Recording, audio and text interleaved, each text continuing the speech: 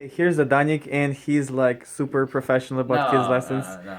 He will help you to prepare kids lessons for Mexico. Okay, so check it out. I'm not the pro. I just use this structure whenever I was teaching, and it worked.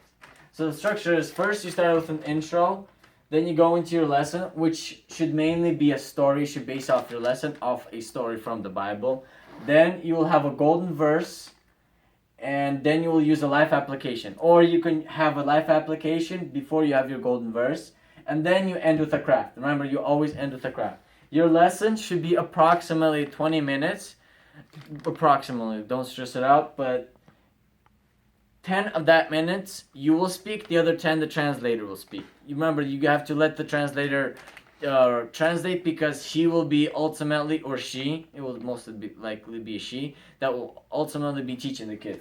The age of the kids is going to be from like 5 to 13. The number of kids you will have on average is going to be like 30, 50, and then the number of crafts you should have should be around 200. And so check it out. First of all, have a dramatic amount of voice variation and lots of movement whenever you're talking to kids. I know you guys know this, but just in case some dude randomly goes on YouTube and just looks at this video, just so like he learns from this. Also, have a really good capturing attention getter, so that you draw your kids into the actual lesson before, so you don't start out boring.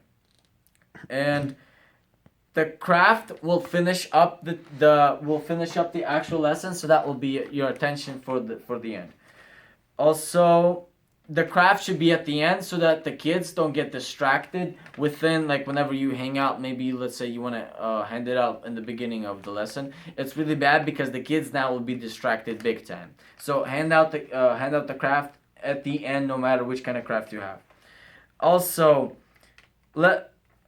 try to connect the actual application to your kids, because the more you connect it, the more they will apply it, the more they will remember it and apply it within their life.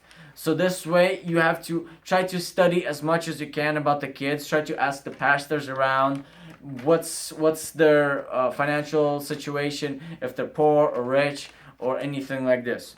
Or just try to get as much information as you can. And let the craft aid your lesson. So let the craft be part of the lesson. Don't make the craft your lesson. Let it help your lesson. Don't make it your lesson. Because if you, for some reason, you forget the craft, then you would think that you can't do the lesson. But in reality, your lesson is the main thing that you're going to be teaching to the kids. The craft is supposed to be secondary. The craft must be a universal language or translated into Spanish. No English allowed. There's a story behind this, ask me. And be extremely interactive with the kids. Try to get as much as possible from the kids to participate within this. Involve visuals. There should be no exceptions whatsoever for you to not to have visuals. Kids are visual creatures. They learn by moving, by colors, by vividness. So try to be as much interactive as you can with the kids, and always have a visual, unless you yourself are going to be the visual. Don't be boring. That's teaching 101. And that should be it. If you guys have questions, try to contact me at this number.